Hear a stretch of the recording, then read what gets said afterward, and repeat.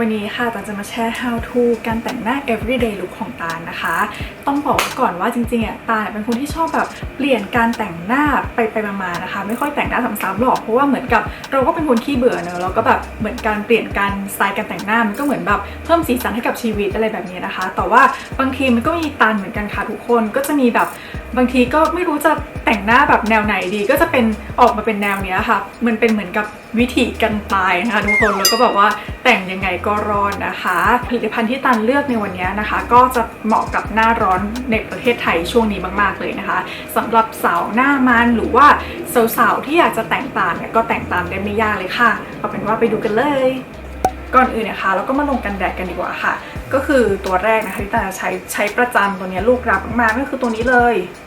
ที่เห็นนะคะมันก็จะเป็นแพ็กเกจ limited edition นะแต่ว่าจริงๆแล้วมันก็คือ Anessa ขวดสีทองนั่นเองที่ทุกคนน่าจะรู้จักกันนี้นะคะตาชอบที่เนื้อของเขามันไม่รบกวนการแต่งหน้านะแบบว่าเบาสบายผิวมากๆไม่มันเมือกแน่นอนแล้วก็กันแดดได้ดีมากๆที่บอกกันแดดได้ดีมากๆเพราะว่าเคยพิสูจน์แบบไปทะเลหลายทริปมากๆแล้วก็จะพกตัวเนี้ยไป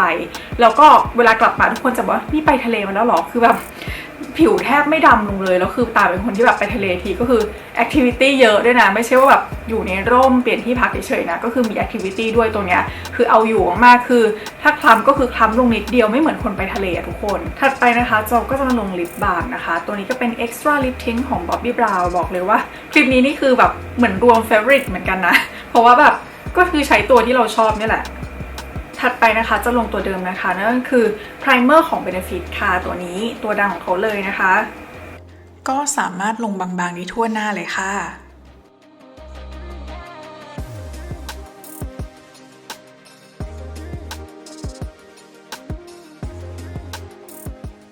ถัดไปค่ะมาลงรองพื้นกันค่ะ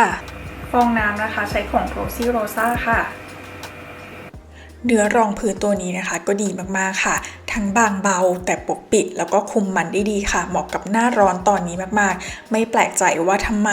รองพื้นตัวนี้ถึงเป็น favorite ของหลายๆคนนะคะ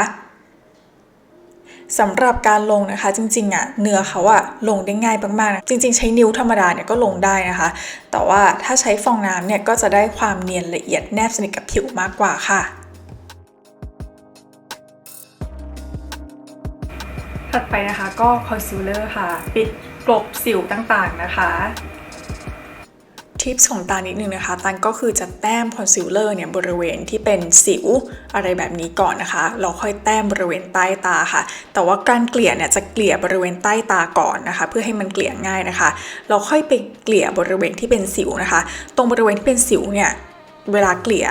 เราควรที่จะทิ้งระยะคือแต้มแล้วก็ปล่อยให้มันอยู่บนสิวเราแป๊บหนึ่งแล้วค่อยไปเกลี่ยนะคะเพื่อให้มันแบบเซตตัวบนผิวเรานะคะไม่งั้น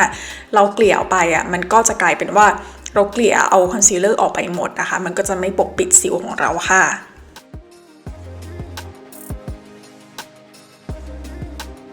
ถัดไปนะคะเราจะมาเขียนคิ้วกันค่ะซึ่งดินสอเขียนคิ้วนะคะที่ใช้ประจำเลยก็คือจะเป็นตัวนี้เลยในการเขียนคิ้วนะคะตาลจะเริ่มจากวาดโครงคิ้วก่อนนะคะโดยการวาดโครงคิ้วของตาลเนี่ยตาลจะวาดให้ไม่โก่งมากนะคะแล้วก็หางคิ้วไม่ยาวมากค่ะจากนั้นนะคะจะใช้ผลิตภัณฑ์ที่เขียนคิ้วแบบฝุ่นนะคะในการถมสีคิ้วด้านในค่ะ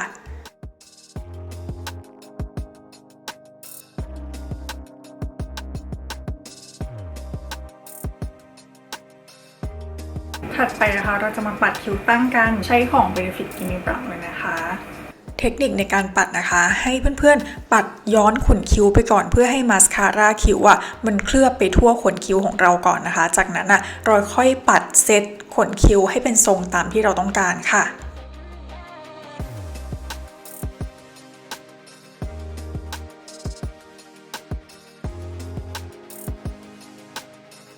นี่ค่ะก็จะได้คิ้วหนึ่งข้างที่เสร็จแล้วนะคะข้างนี้ยังไม่ได้เขียนค่ะ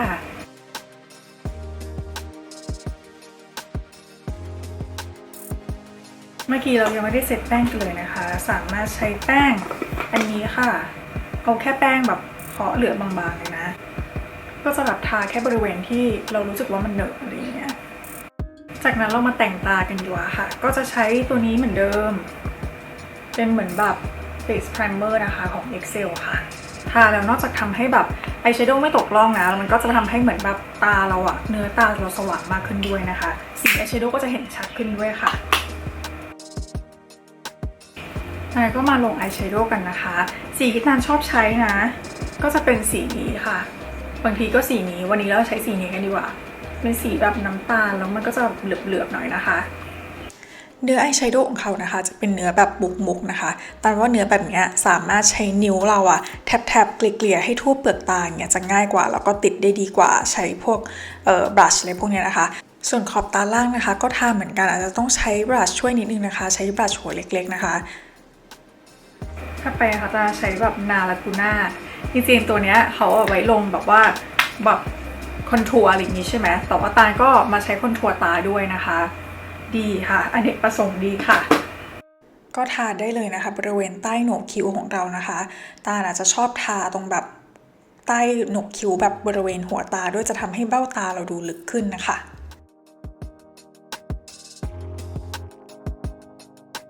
ถัดไปจะใช้อายไลเนอร์นะคะตรงนี้จะเป็น Can Make Creamy Touch Liner ค่ะก็จะเขียนให้ชิดขอบตามากที่สุดเลยนะคะตาจะชอบเขียนหางตาก่อนนะคะโดยวันนี้นะคะจะเขียนหางตาไม่วิงเยอะค่ะแล้วก็จะเน้นเขียนให้ชิดขอบตามากที่สุดนะคะการเขียนชิดขอบตาเนี่ยก็จะทำให้ตาเราดูโตมากกว่าการเขียนแบบอายไลเนอร์เส้นใหญ่ๆนะคะยิ่งเส้นใหญ่ตาเราจะยิ่งดูเล็กค่ะก็ใช้อันนี้ให้ปัดให้มันฟุ้งๆนะคะแล้วก็อย่าลืมเขียนขอบตาล่างด้วยค่ะเหมือนเดิมค่ะใช้บลัชนะคะหัวตัดปัดให้ฟุ้งๆจะได้ดูเป็นธรรมชาติมากขึ้นค่ะ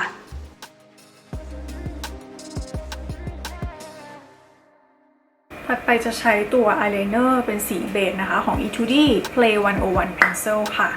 มาเขียนขอบตาล่างค่ะสังเกตนะคะตาจะแหวกนิดนึงนะคะแล้วก็เขียนด้านในบริเวณที่มันเป็นแบบเนื้อขอบตาเราที่เป็นสีขาวๆนะคะการเขียนแบบนี้ก็จะทำให้ตาเราดูโตขึ้นค่ะต่อไปจะใช้เบกก้าสีแชมเปญป๊อปนะคะมาแบบจึ้งที่หัวตานิดนึงนะคะมันจะทำให้หัวตาเราแบบดูเปิดมากขึ้นนะคะจะบอกว่าอันนี้เม็ดสีเข้มข้นมากเป็นไฮไลท์ที่แบบเอามาแบบทาตาได้อะเข้มจริงๆนะคะทาหัวตาแล้วก็ทาโหนกคิ้วด้วยนะคะให้เกิดการป๊อปอัพค่ะถัดไปค่ะจะดัดขนตาแล้วก็ปัดมาสคาร่าค่ะ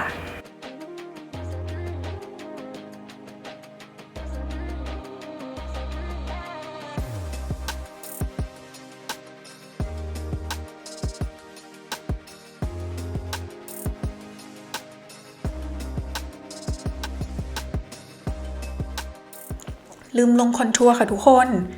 ใช้สีนาลากูน่าเมื่อกี้นะคะก็ปัดบริเวณใต้โหนกแก้มนะคะแล้วก็บริเวณกรามค่ะแล้วก็บริเวณไรผมของเรานะคะเพื่อให้แบบหน้าเราดูมีมิติมากขึ้นนะแล้วก็เหมือนเดิมคอนทัวร์ตรงบริเวณแบบสันจมูกนะคะแล้วก็ตรงปลายจมูกของเรานะคะ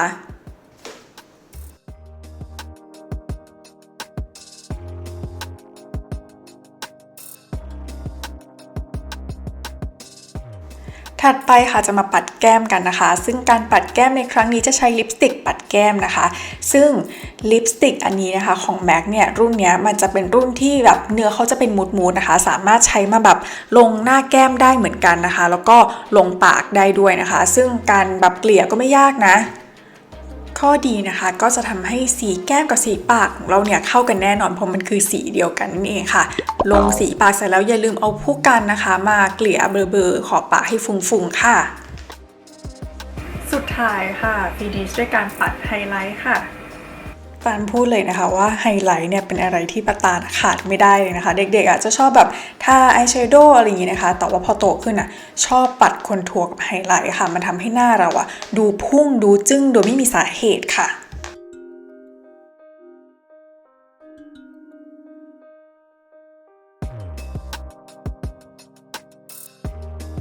ก็เสร็จแล้วประมาณนี้ค่ะเดี๋ยวขอตัวไปทำผมแป๊บนึงค่ะ